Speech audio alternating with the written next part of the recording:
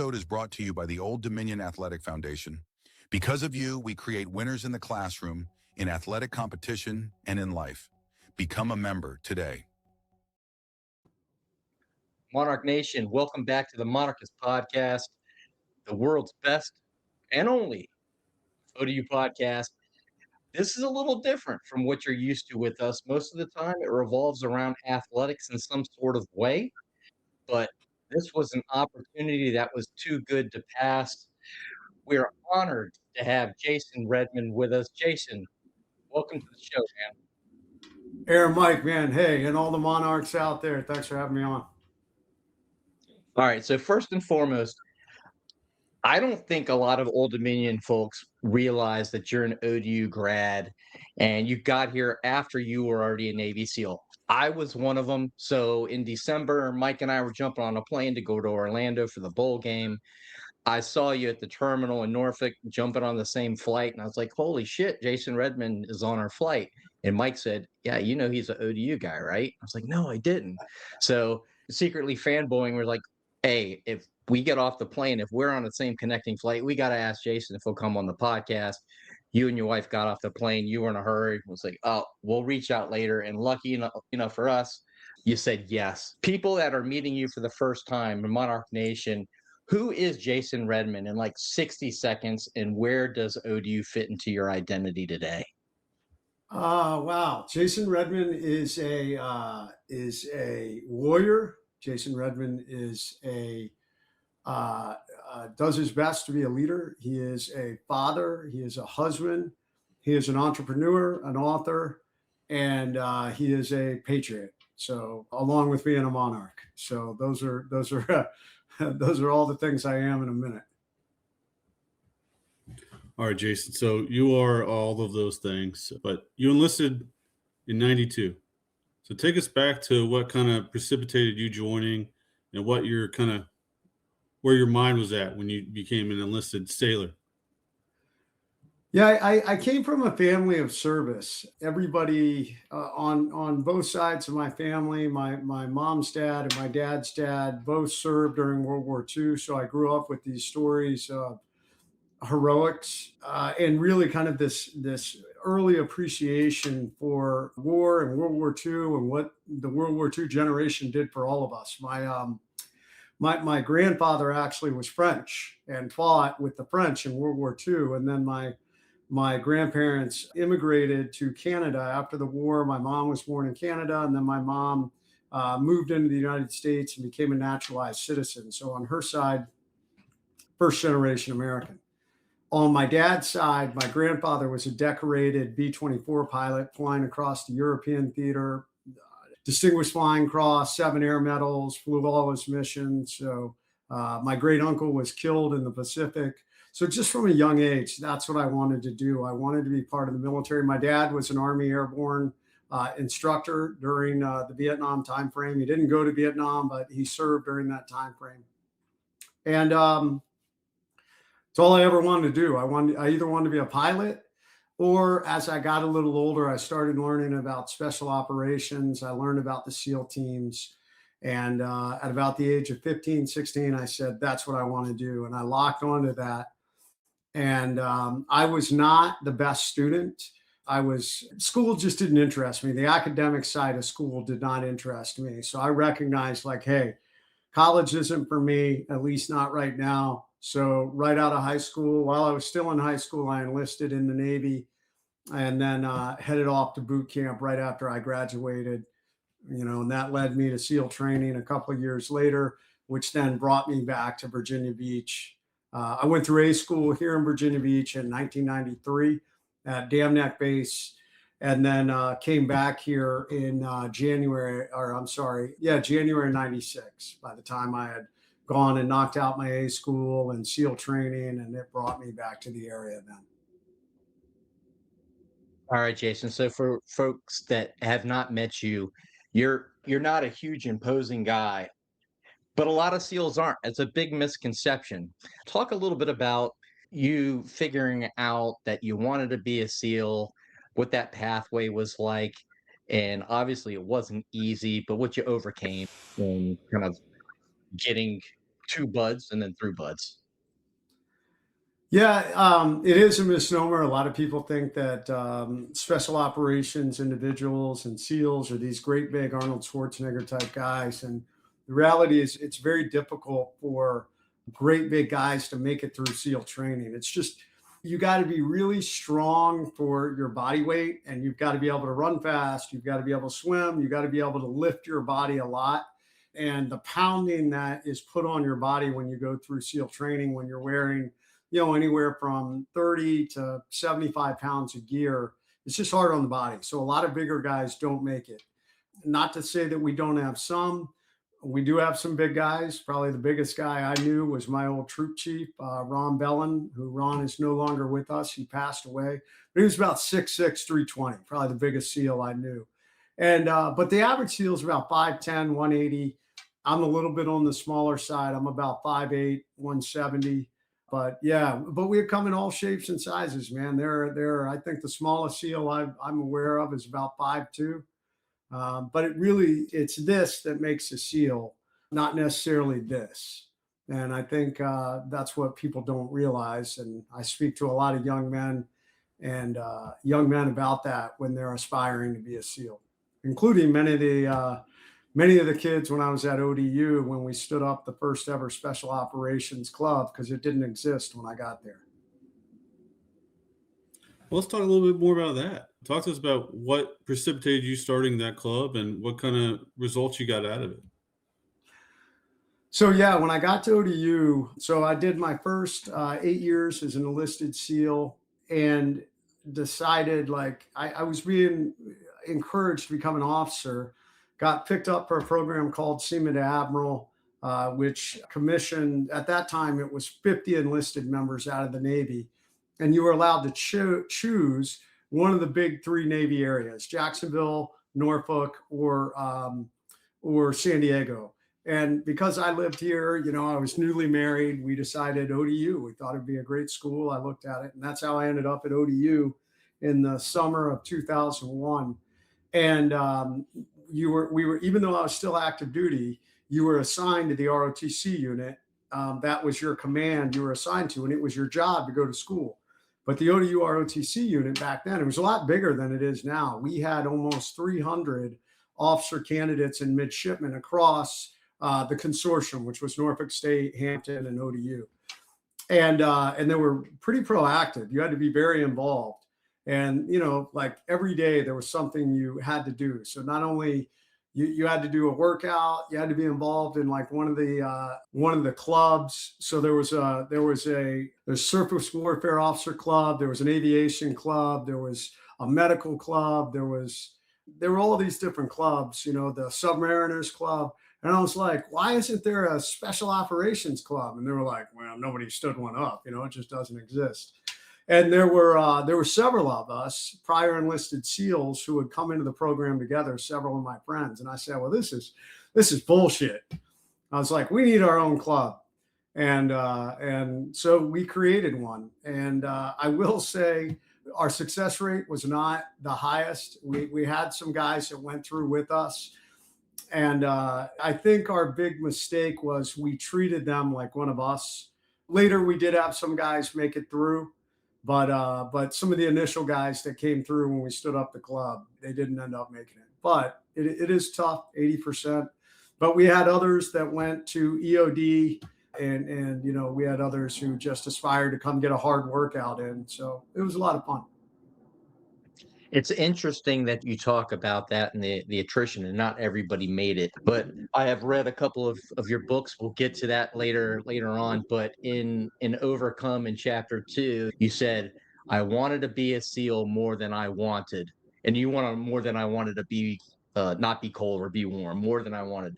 So that whole mentality of wanting to be a SEAL, because while you were at ODU, I think it was your first semester, 9/11 happened, right? Talk about the mentality of wanting to be a SEAL and just that commitment, and why you decided to stay at ODU so you could go on.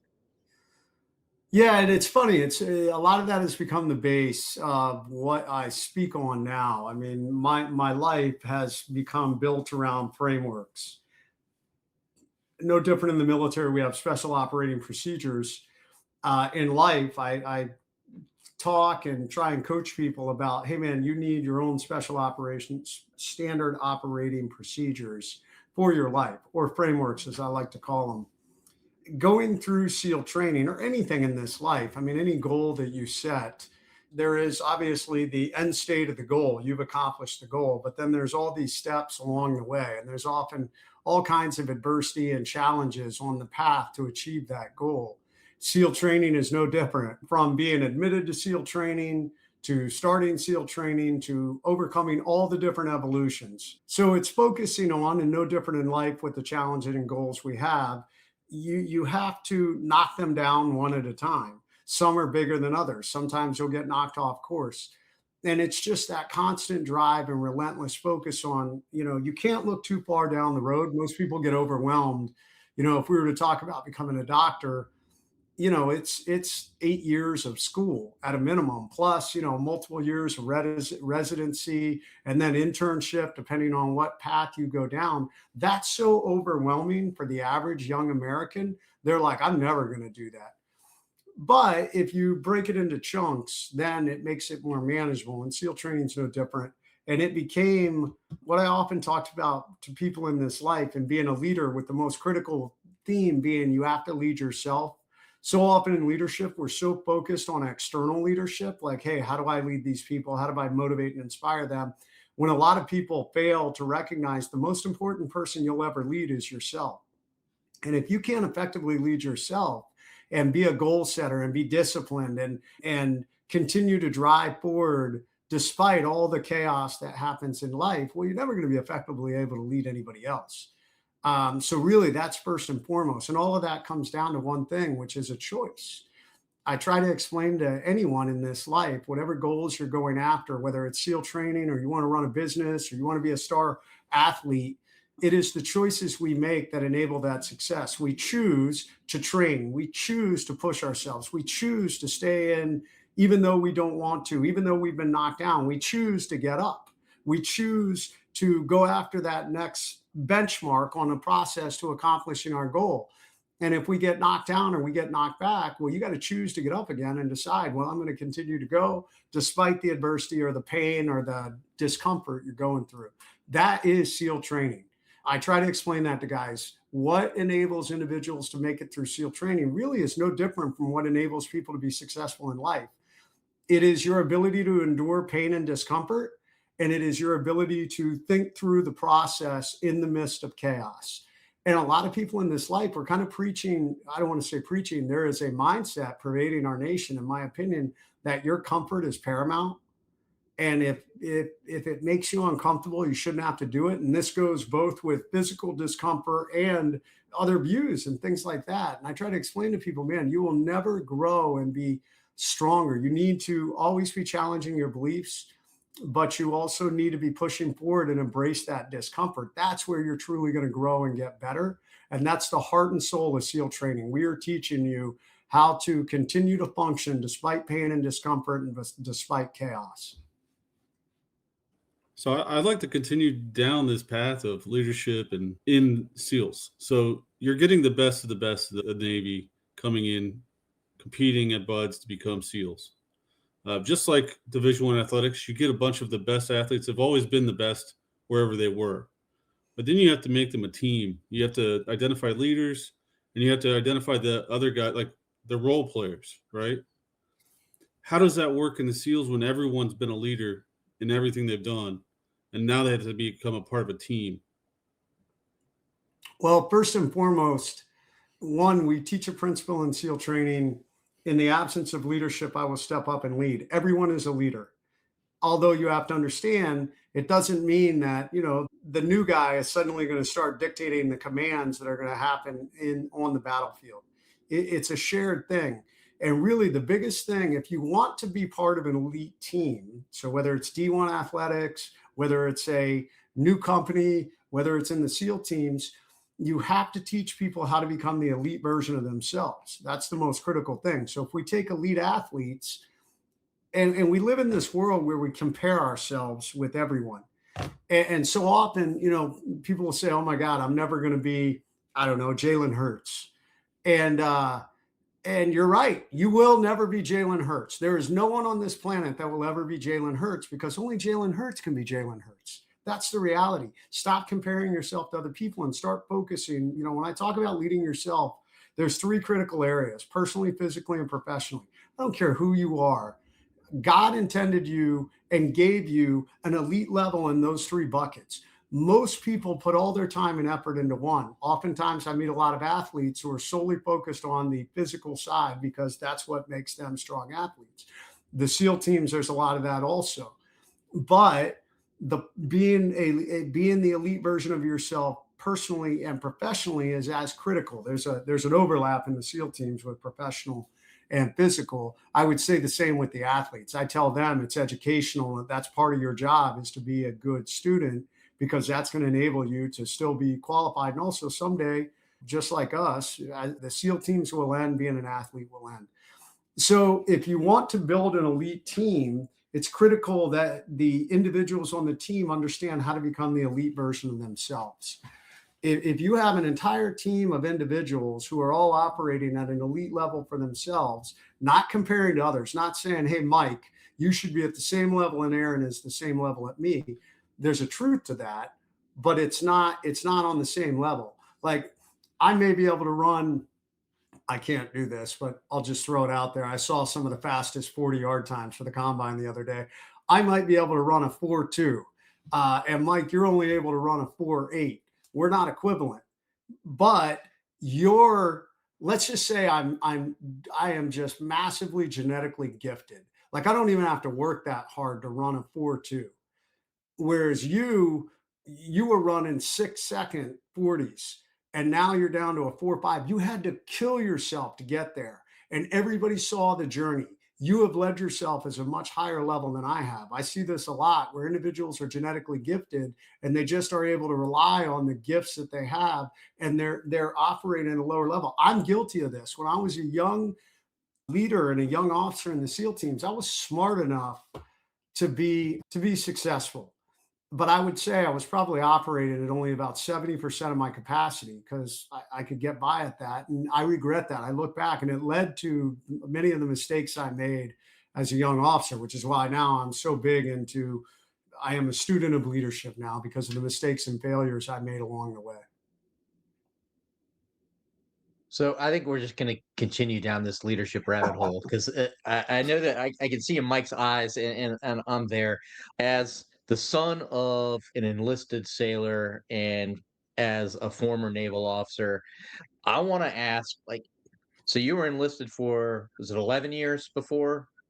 Yeah, so I showed up at roughly? ODU. I'd been enlisted for 8 years, and then 3 more years at ODU, because you stay in your. So I was an E6, so I stayed in E6 while I went through school, and then I was commissioned in my 11th year.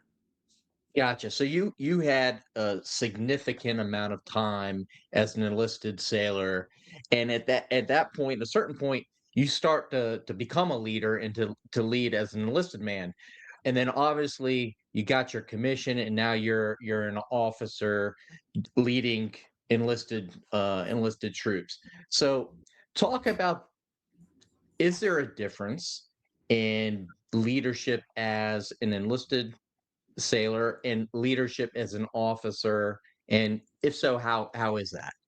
No, I don't think so. As a matter of fact, I think it should never be approached this way. Leadership is leadership, period. As a matter of fact, when we wrote my book, The Trident, that I see you have on the desk, Aaron, the publishing house and my agent originally wanted to call it The Forging and Reforging of a Navy SEAL Officer. But the critical thing is, there are plenty of officers that are shit leaders. There are plenty of individuals who are quote unquote leaders who are bad leaders. I was a bad leader as a young officer. There are individuals who have titles, who have a badge, who have a rank. None of those things make you a leader. What makes you a leader is how you carry yourself and how you get things done. And I think that's the key distinction. So whether you're an enlisted person or whether you're an officer is irrelevant.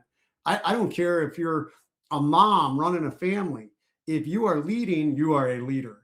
And this is one of the most critical things that I try and talk about to anybody. first, there's three rules that I talk about. So when I failed as a leader, I almost got myself kicked out of the SEAL teams. And for those who are like, well, what did you do? Go read the book. The book's all about it. We don't have time to get into it. I made a series of poor decisions that was more about me, that culminated with a bad decision on the battlefield in Afghanistan. And instead of owning it, I fought back against it. And this frequently happens when people make mistakes. We have a tendency to look outward and want to blame the people. Oh, well, this happened, and oftentimes we don't take ownership and evaluate, well, how much of this did I play a part? And the reality was, thankfully, there were plenty of guys who said, kick that guy out. The decision I made on the battlefield was a bad decision. I'm very lucky that no one was injured or killed because of my decision, which could have happened. And there were guys who said, kick that guy out. He's dangerous. I had a great commanding officer, Commander Kemp Parrow, much love, brother, who saved me, who saved my career and said, hey, I believe in this guy. I believe he has potential, but we need to humble him and we need to help him grow up. And there was a series of both punishments, if you want to call them that, and opportunities to grow.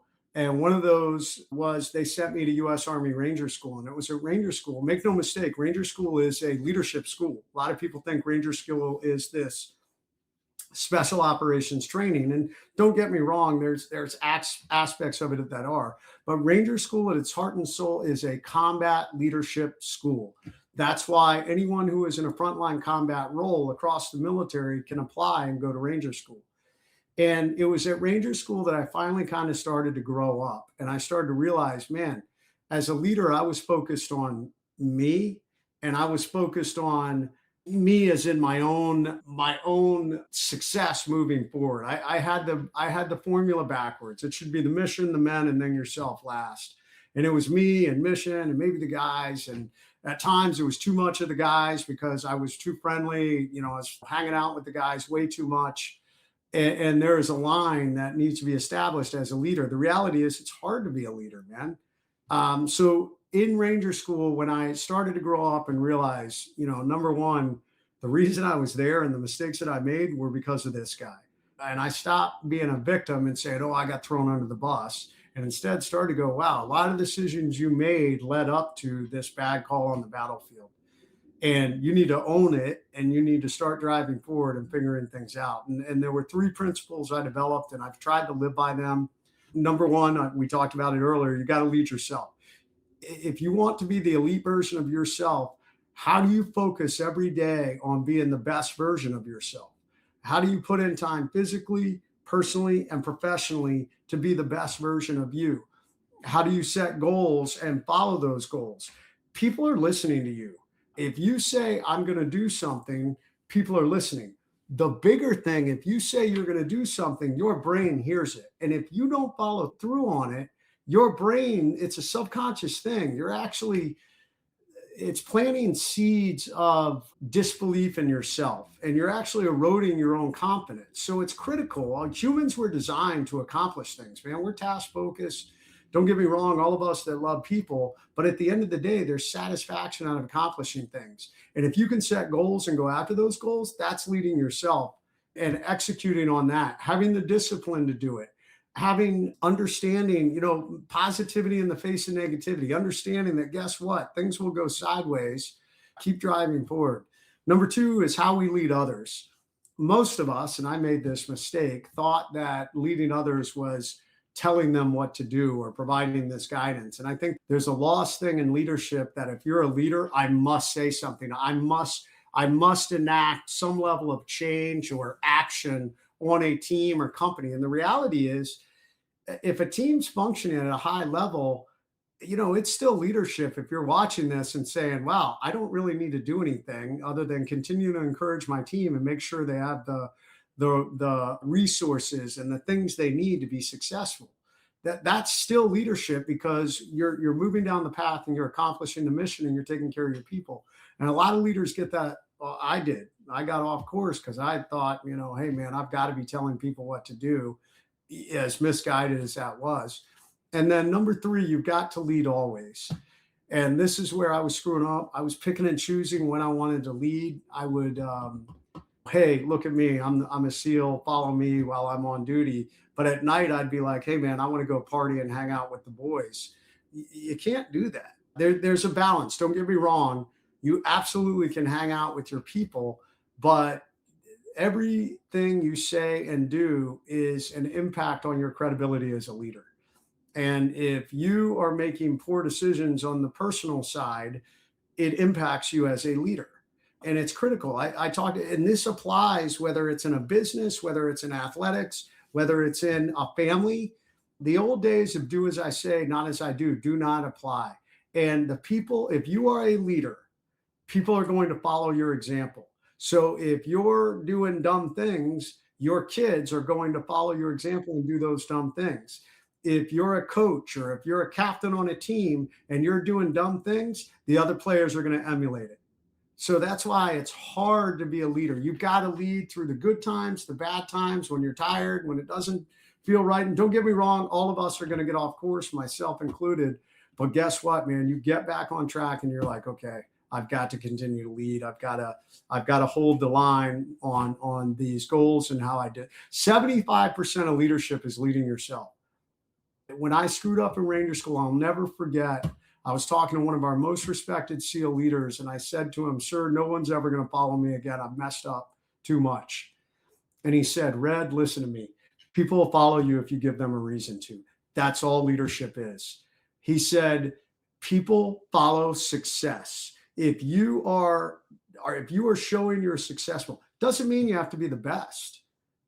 If you're the best version of yourself, people see it. If they see you're putting the work in and you're grinding and you're the elite version of you, that is successful. And people want to follow that. He said, go back to Ranger School, crush it, come back to the SEAL teams and give the guys a reason to follow you. And I've tried to live by that for my life. And it's what I try and coach and encourage others to do. That's in chapter 3. I remember that. I wrote it down over here. I've got it on my notes. All right. So since this is an ODU podcast, we want to talk a little bit more about your time at Old Dominion. Obviously, you come back to Virginia Beach. You start at Old Dominion. You talked about that club you started, but you were also involved with NROTC and were the student battalion commanding officer. At that time, I'm not sure if it was before you became the leader that you became later, right? But what kind of did that experience leave you with as a leader at Old Dominion? It it exposed me to a different world. The SEAL teams are a very unique world, and I had grown up in it. I was 17 when I joined the Navy, and I went to boot camp at 18. I started SEAL training at 19. I mean, I was still a kid. I was immature. And then you enter this community of elite performers who think and act and do things very differently than most people. I'll tell you that. And you take it for granted that this is normal. This is a normal thing. And coming to ODU, it was a good eye opener for me to realize, man, there is a diverse group of people. They think differently. They do things differently, how they execute, their culture, background, all these different things, which was a great thing. I think that's one of the amazing things about college. It allows you to come together with disparate groups of people and learn. We need a little more of the, hey, get out of your comfort zone and entertain other thoughts. But I love the fact that was one of the biggest things I learned. I really appreciate it. Learning about all the different military communities, having classes with individuals who had different beliefs and different mindsets. It was a great eye opener for me, and I really enjoyed my time there. I don't know, it was a drive I had to try and continue to level up. I was told when I showed up to the ROTC unit, hey, you have to hold a leadership position. And I was like, well, okay, if I have to hold a leadership position, then I'm just going to try and aspire for the highest one every single time. So I worked my way up the rank structure to become the battalion commanding officer. And earlier you mentioned, out of high school, college you weren't ready for college. It wasn't a thing. At this point, obviously, you got picked up for Seaman-to-Admiral. I know you mentioned that there was only 50 spots. For those who haven't served or aren't really familiar, that STA 21 program, super, super competitive. I had an awesome sailor. I'm sure he's not going to see this, but Julian, and I I worked to get him into that program for 5 or 6 years, continuously applying. I was out of the Navy, still helping him apply. He finally got picked up. Now he's, like, retiring. I got out in the '08, so it's been a while. But what changed in your mind that to say, "Okay, from an academic perspective, from a professional perspective, that, like, I'm going to be your elite academic self there," because you graduated summa cum laude. I mean, you obviously did really well academically. Yeah, well, I was not that good a student in high school, but the SEAL teams taught me to have discipline and focus. And granted, I wasn't running the typical college experience. I wasn't going to classes and partying. I was a little older. I was a little experienced, and I was married with a young kid. So, but what I learned was college was pretty easy. If you go to class and you take notes and you actually do the work and then you study for the test, for the most part, you can do really well. And that was just kind of my formula. I mean, it was my job to be at school, and I approached it that way. I mean, the Navy was paying me to do well. And one of the other motivations that happened, I mean, I wanted to do well no matter what, but I was the second iteration of the Seaman-to-Admiral program. We were actually pre SDA 21. And SDA 21, those guys earned a slot directly back to the SEAL teams. Technically, they could earn one of the slots ahead of time. When I went through, that wasn't the case. The first iteration, they actually took guys as enlisted and they sent them to school. And then, I'm sorry, they commissioned them. They sent them to fork and knife school and they commissioned them almost immediately. So those guys got picked up, and like 12 weeks later, after OCS school, they came back as officers. And then they did usually, maybe 4 or 5 years, and then they went to college. So there were actually some of those guys at school when I was there. I was the second iteration where they picked us up and then they sent us to school first. But you weren't officially slotted. And I remember I'll never forget this. We went up to the Naval Annex in DC and met with one of our brand new admirals who years later would present me with my Purple Heart, Admiral Kernan, Joe Kernan, great guy.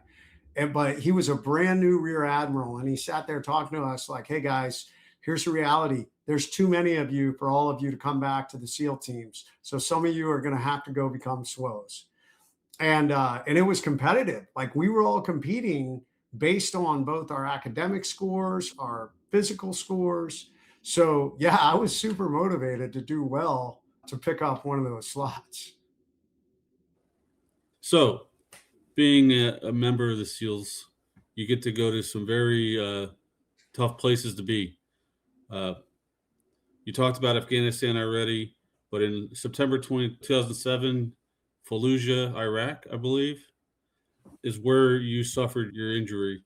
Waking up in the hospital bed, what was those first internal thoughts coming to your head of what you're facing? Waking up, I'll be honest, I didn't think I was going to survive. When that gunfight lasted 40 minutes and I was pinned down by 2 enemy machine guns for 35 minutes of that firefight, my team leader ended up calling in the closest fire mission ever executed in the Iraq War. We called rounds directly on our position, and I was losing a lot of blood. I was shot 8 times total between my body armor and body, but 3 times in the body, including taking a round at the face. So I was focused on staying awake to stay alive. By the time I finally made it to the operating room at the Combat Support Hospital, I didn't have a whole lot left. And when I let go, I didn't know if I was going to wake up or not. I kind of accepted that maybe this is it. So when I came to, I'll be honest, I was super excited to still be alive. And I was also high on a lot of drugs, so that probably contributed to this massive feeling of elation. But I came to, and I remember the very first thing, I tried to talk and just air came out. And the nurse came up and said, "Hey, Lieutenant, you're not going to be able to speak. You're trached and you're wired shut." And I was like, "Okay." And I said, "Okay, well, give me a pen and paper." And my commanding officer and my command master chief were there, and they had come up. I guess they told them I was awake. And I remember I wrote out 3 questions, and I said, "Hey, are the guys okay? Are my guys okay?" Because 2 other guys got shot with me in the gunfight, and they said, "Yep, Maddie and Luke are good." And then I said, "Has my wife been notified?" And my commanding officer said, "Yes." I spoke to her myself, and then I don't know why I said, "Do I still look pretty?" And that was and they were like, "No, this will be an improvement." But those were the 3 questions in my first thoughts coming out of those injuries. But I will say, reality started to sink in. I was so elated to be alive, but over the next several days, I think the complexity and the gravity of my injuries started to sink in, that this was no small thing. It was definitely overwhelming. I mean, they initially in the beginning, they talked about amputating my arm. I had no nose or very little. There was a little bit left, the left side of my nose, but everything else was gone, which is kind of a hole in this side. It broke all the bones above my eye. It had blown out my right cheekbone, so that was gone. It had broke the head of my jaw. It had shattered my jaw to my chin. I was trach. They were feeding me through a stomach tube. I was too weak from the blood loss to even get out of bed. I had to have nurses help me use the bathroom. So all of that really started to weigh on me over those next few days. And that was, I won't lie, that was tough. But interesting, I often talk to people about the overcome mindset. And once again, coming back to what we talked about at the beginning, you have a choice in how you're going to deal with things. And don't get me wrong, it took me about 10 days to kind of come to the reality of this. But I realized, and I look back, hey man, all those frameworks that you built as a leader, you're lead yourself, lead others, lead always, especially the lead always. Guess what, man? Like, now's the time. Put your money where your mouth is. I mean, you built these frameworks, there's all these young warriors around you, like, step up, man. And that's when I kind of chose, like, hey, I'm going to drive forward and I'm going to be positive. And yes, this sucks, but I'm going to figure out.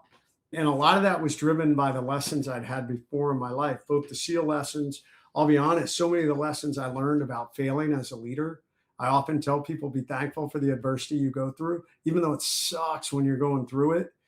It is when you're growing the most, and it'll enable you to be stronger. An overcome mindset is built by going through hard, adverse times. And it'll become your superpower. You'll be able to look back and say, well, I did that, so I definitely can do this. And that really was kind of my mindset. I said, okay, hey, man, you climbed out of that deep, dark leadership failure hole. This is going to be no different. I mean, a little different, but still the same. So that was kind of the path moving forward. Speaking about putting your money where your mouth is and being positive, the sign on the door became iconic. And I'm pretty sure behind you, I can see the sign. When you made that choice, when you were in your hospital room in Bethesda to write that out with your wife, what were you protecting in your room? You talk about mindset. Were you protecting your mindset, your family, your teammates? Like, what was going through your head when you wrote that note? Yeah, it was much more of I really wrote it for myself, and there was not a whole lot of thought that went into it. It really was a stream of consciousness. Because one, it was kind of the final culmination of like, hey man, how are you going to navigate this massive life ambush that you found yourself in? Doctors at that, they were still talking about my arm going to be amputated. My face is half blown off, and it was like, what do you do here? You still have a wife, you still have kids. You say you're a leader. Well, are you? Let's go. And that became like the decision point. Like, okay, I think one of the most critical things as a leader is you don't feel sorry for yourself. Don't get me wrong, man. You're going to have setbacks and problems and adversity, and life isn't going to go good the way you want it to. I often tell people, you might not be able to relate to the bullets and bombs of battle, but every human has endured the bullets and bombs of life. As humans, man, all the time we get shot down by failure and disappointment and adversity, and we get blown up by rejection or failure. And all of us at times walk through the minefields of depression and despair. Welcome to life ambushes. And the reality is it's a choice to not be a victim and not feel sorry for yourself. You got to get up and drive forward. So that was kind of the choice in that moment. And that's how the sign on the door came to be. And, to paraphrase it, it said, attention to all who enter here. If you're coming in this room with sadness or sorrow, don't bother. The wounds I received, I got in a job that I love, doing it for people I love, defending the freedom of the country I deeply love. I will overcome. That's basically what it said. So that's not the original. The original was signed by President Bush, and it is now framed and it hangs in the wounded ward at Walter Reed. So if we're trying to relate that overcome message that has become a big part of your life to most lay people like ODU fans, parents, young professionals, I guess that's the key here is something you're trying to drive home. How do we all overcome these little things that kind of come up in our lives and these roadblocks? So I always go back, how do you become the elite version of yourself? Elite performers don't allow themselves to be a victim. If they fail, if something goes wrong, number one, they say, okay, how do I drive forward and how do I learn from this? And number two, they're not going to lay there and feel sorry for themselves. Don't get me wrong. If something really terrible happens, there's a grieving period that has to happen as a human. But you've got to drive forward. And this is what I call building an overcome mindset. An overcome mindset is a mindset that says adversity is going to happen. I can't tell you how many people I meet or I watch TV or I see something happen, an interview, and they'll say, I can't believe this happened to me. And I'm always like, why? Terrible things happen to good people every single day on this planet. There's 8 billion people on this planet. Why do you think you're so special that nothing bad would ever happen to you? I'll be honest, it's an ignorant mindset. Like, don't get me wrong. Don't live this, this doomsday life like, oh my God, the sky is going to fall at any moment. But it is a balance of, hey, I'm going to do everything I can to be successful. I'm going to set goals. I'm going to drive. I'm going to lead myself. I'm going to be positive. But I also recognize that things can go wrong. And the overcome mindset is built on 3 principles. It's what we did in SEAL training. It's what we did on the battlefield. And it is, when we think about like, what is the worst thing that can happen? When we went into missions, we often dissected them, or we were doing training, we would often dissect it and say, okay, if we're doing a target takedown, what's the worst thing that happened? Oh, well, there could be a barricaded machine gun inside the door as we make entry, or whatever it is. So the number one principle of the overcome mindset is awareness. I live my life this way. I'm so blessed. I've become super successful, but I also recognize that it could all be gone in the blink of an eye. My business was on a hockey stick acceleration in 2020 when COVID happened. And overnight, my speaking career was a rocket ship launching. And overnight, when President Trump made those comments, or when COVID hit, and he was still in office at that point. When he made those comments about, hey, everybody take a break, we need you to stay in. Every speaking engagement I had over the next 3 weeks was canceled for the rest of the year. So you've got to be aware that at times, things aren't going to go to plan and they can go train wreck wrong, which leads you to number 2, preparation. How do we prepare for the worst when it occurs? Sometimes it is it's training. So there's physical training, there's mental training, there's things we put in place, whether they're insurance policies or things like this. And sometimes I often tell people there's some things you can never truly prepare for, like the loss of a child, the loss of a loved one. All you can do is mentally prepare and be like, okay, I don't ever want that to happen. Lord, don't allow that to happen. But if it does, I'm going to be mentally ready to be able to continue to lead and function, which leads to step number 3, awareness, preparation, and then action. Most people, because they've never thought about it, they never they're in that state like, oh my God, how could this have happened to me? Well, they freeze and then aren't able to function. It happens a lot in gunfights. I see people who get shot at and they've never been involved in a gunfight and they just freeze. It's too much information to process. Same thing in an accident. If you've ever come up on someone who's in an accident, like there's a little bit of shock from the accident and their senses are overwhelmed and they're in shock. They're unable to take action.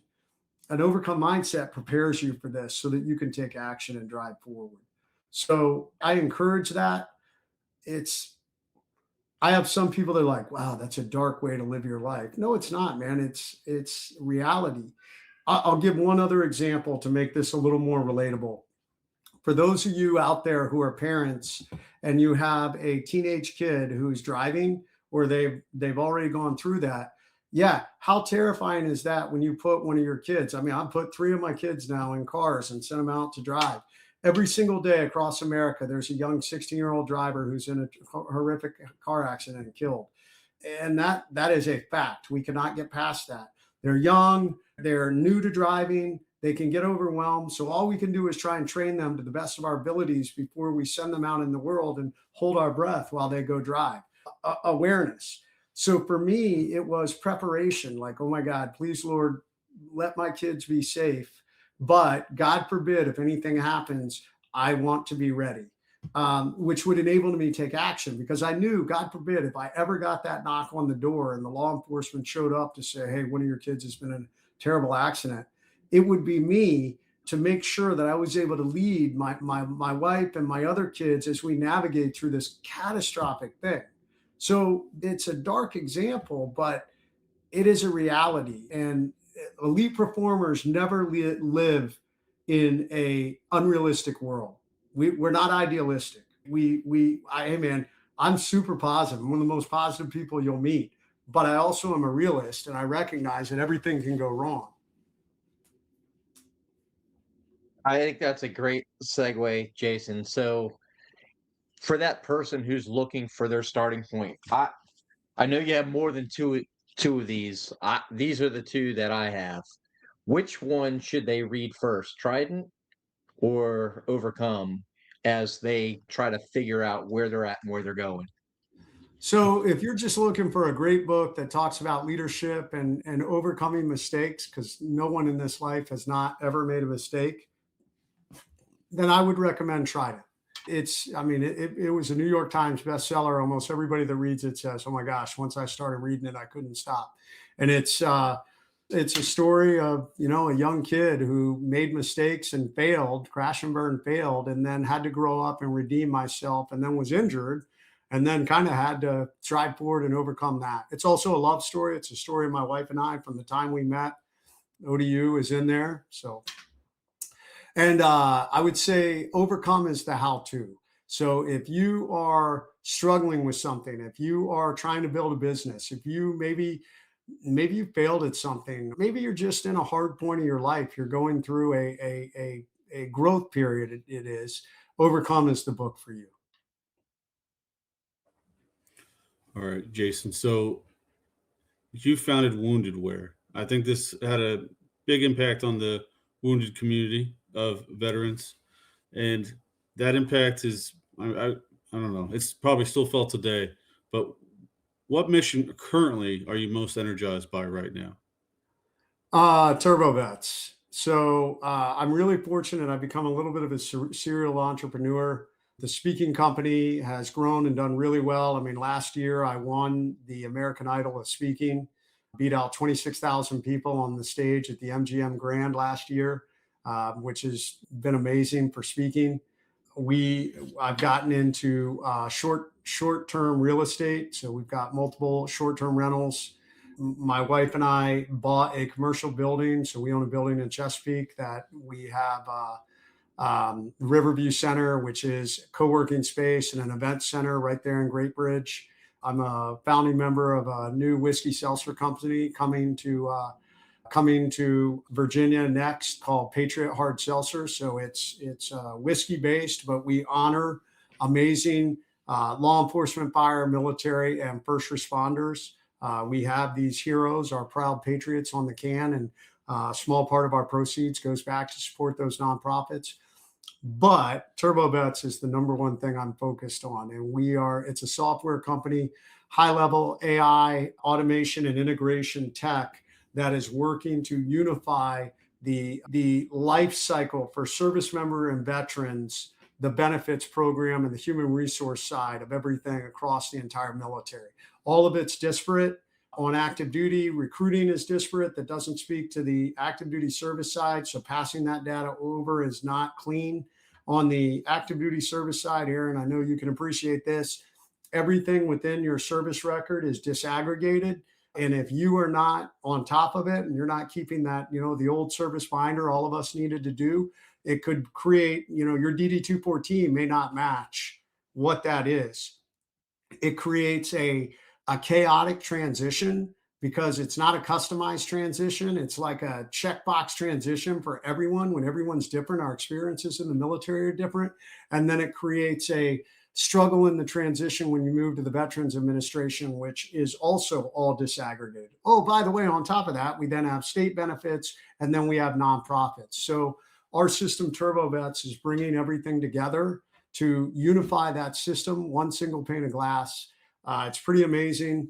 Shout out to the Coast Guard. We are under contract with the Coast Guard for our recruit and service module. So Coast Guard first in the fight who are jumping into this saying, hey, we're ready to do this. So those are the things I got going on. So I'm living life. I feel like every single veteran, we fought for the American dream. So every veteran, in my opinion, should have every opportunity to accomplish the American dream. And that's my mission and goal. Like, how do I help you?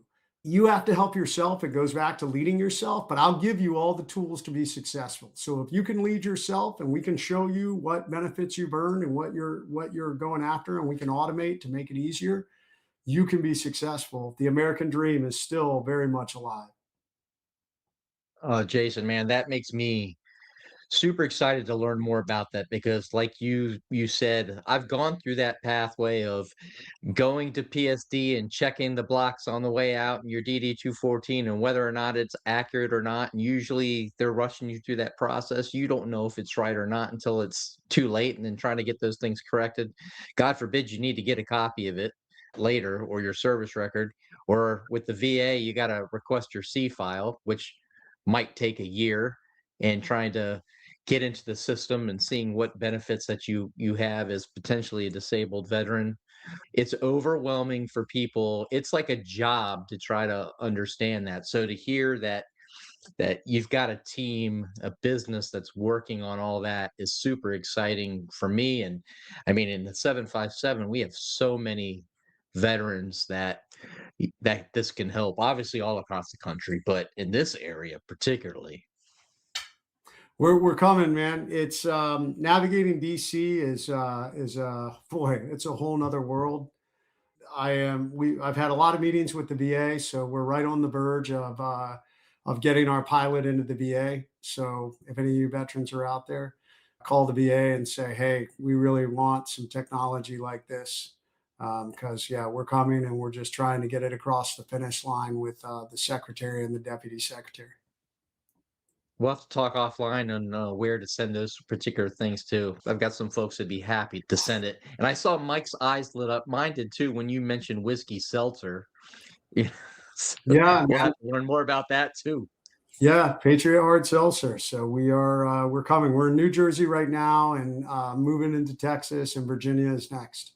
And obviously we're focused on the Hampton Roads area. So I might need some help to get it into ODU if you guys know anybody. I'm just saying. We know who to talk to. So okay. When the time comes, we're ready to talk. I do feel like we've talked about leadership a lot. And obviously you've led businesses, charities, you've led teams.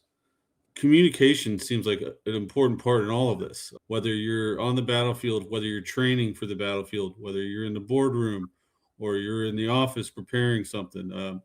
When you're trying to sell, like when you're on these stages and kicking butt, doing these awesome events, communication is huge. Talk to us about what communication has played a role in your life and how you've improved over the years.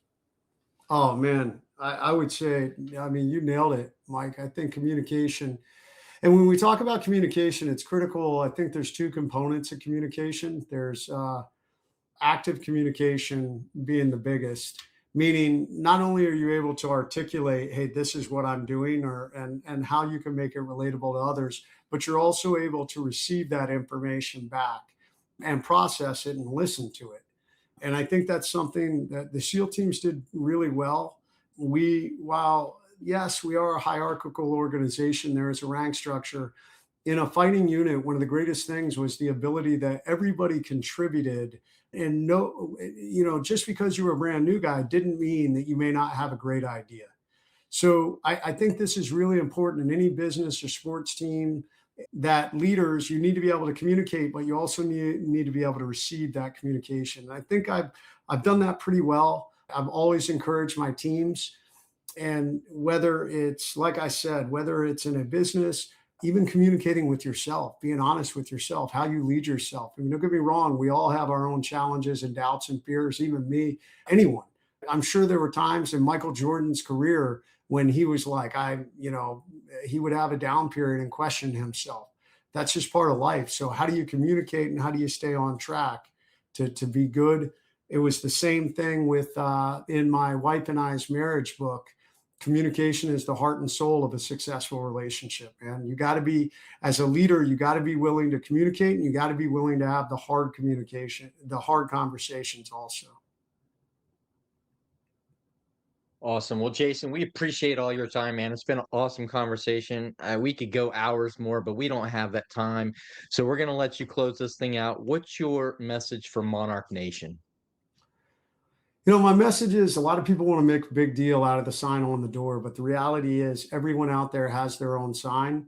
And that sign on the door became part of my new mission and purpose. And don't get me wrong, I still have, there are days when I get knocked down, when there are struggles and problems. I've been in multiple other life ambushes, but that sign has been my mission, if you will. Like, I remind myself, that's who you are, man. We drive forward, we overcome. So I guess my question for all of you is, if you want to become the elite version of you, what do you want your sign on the door to say? If you've never written down who you are, write it down. It doesn't have to be anything complicated, man. I want to be the best father, mother. I want to be the best business owner. I want to be the best brother. I want to be the best player, the best linebacker, the best outfielder. I don't care what it is. And then wrap yourself around that, and never lose sight of the personal, the physical, and the professional to become that. But when you write it down and you put it on the board and you see it day in and day out, it reminds you of who you are.